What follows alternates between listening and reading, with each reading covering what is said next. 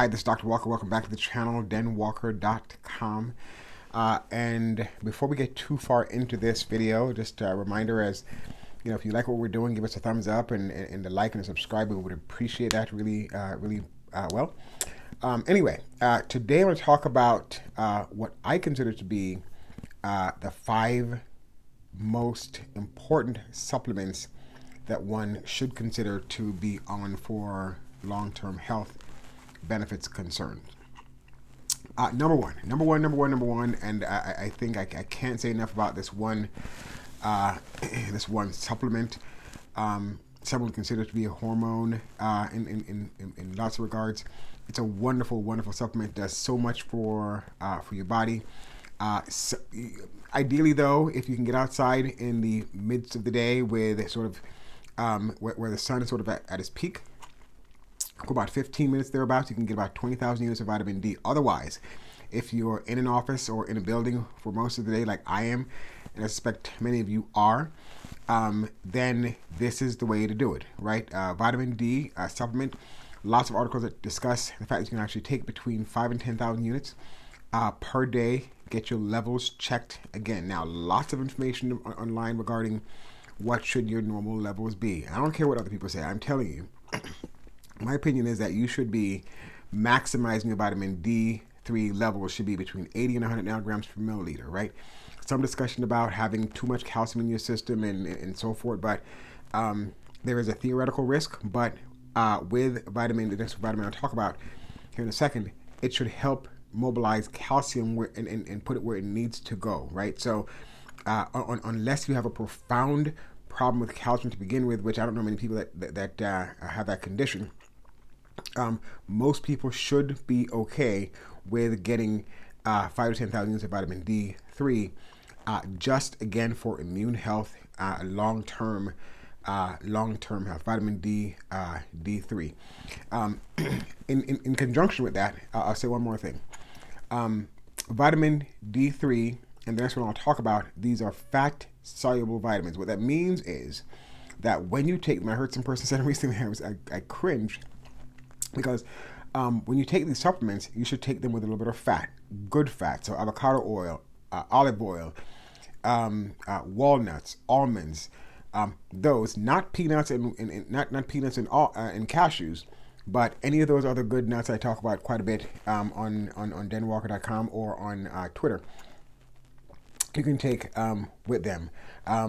You know, if you scramble some eggs and put a little butter in there, you can take it with your coffee. If you add a little MCT oil to your coffee, all of those are good oils you can actually take to help to activate that vitamin D3. And the next one I'll talk about is K2. Vitamin K2 as well is another hugely important supplement. Now, what D3 does is, again, it pulls the calcium from your bowel, your colon, and put that into your blood. Now, once that's done, the job of D3 is done. K2 is the next one, the number 2 supplement on my list. K2 then takes that calcium from the blood and puts it into the area that it needs to go.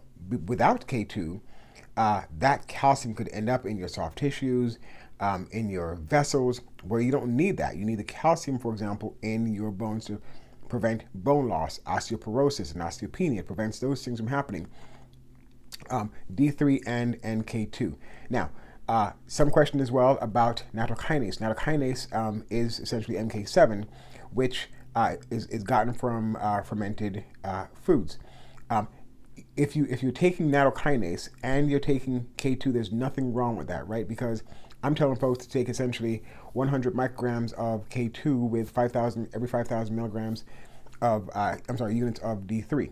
If you take some K2 and you have some nattokinase associated with that, that should not be a problem. You can get up to easily 200 micrograms of K2, which you'll get some in nattokinase, and not have a problem, right? So a little bit of nattokinase daily or every other day should not be a problem. But again, you need some K2 in your system to mobilize the calcium from the blood and put it into your bones where it needs to be.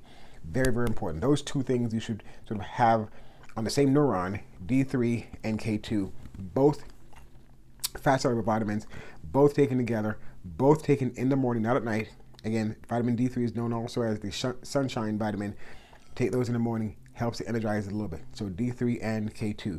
The next one we'll talk about is magnesium. Magnesium, oh my gosh, another important supplement. Helps with about at least 300 different enzymatic processes in the body. A very good supplement to help with sleep. I always say take your magnesium the same time every day. So if you take it in the morning, take it in the morning. If you take it at night, take it at night. If you take it at night, it sometimes help with sleep, and take the same amount. So typically for an adult male, it's about 400 milligrams of magnesium, and for women, it's about, for an adult woman, it's about 320 milligrams of magnesium. So those two numbers you should know. But magnesium helps to get vitamin D where it needs to go. So I'll add the third one to that list now. So magnesium helps D3, K2 helps the calcium to get where it needs to go. So those three things, so magnesium, D3, and K2 should be sort of on one neuron, sort of together. The next one I'll talk about is zinc. Zinc is another profoundly important supplement because it essentially is lethal to viruses. However, it needs some help to get where it needs to go, and I'll talk about that in just a second. Zinc can help, zinc can make your belly a little bit upset, okay? So what I tell folks to do is when they take their zinc, again, same time every day, take zinc with food. If you have a problem, and most people have some problem taking zinc, so eat half of your meal, then take your zinc, and then finish your meal, and that should not be a problem. But it will and can hurt your belly, as can magnesium as well. So magnesium and zinc, those two things, you probably should take those with a little bit of food, as it can bother your belly. So that was the fourth one. So the last one I'll talk about is quercetin. Quercetin as well. So when we talked about magnesium, K2, and D3 together, these next two, zinc and quercetin, are the two that you sort of put together as well. Some discussion about, can you take quercetin for a year or 2 years?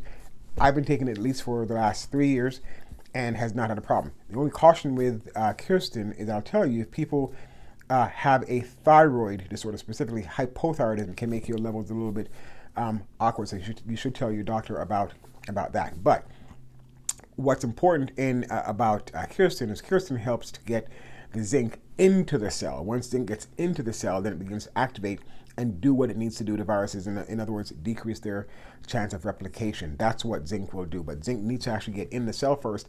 And quercetin, for example, is in things like onions and grapes and those kind of things. So it's in a lot of food that you eat, but you cannot eat enough, let's say, grapes or onions to get the amount of quercetin you need that you get in one pill. So my suggestion is to take the pill once a day, and then and that'll help your zinc get into the cell, where zinc can actually do a really good job for you. So those 5 things, again, and the other caution I'll tell you is with K2.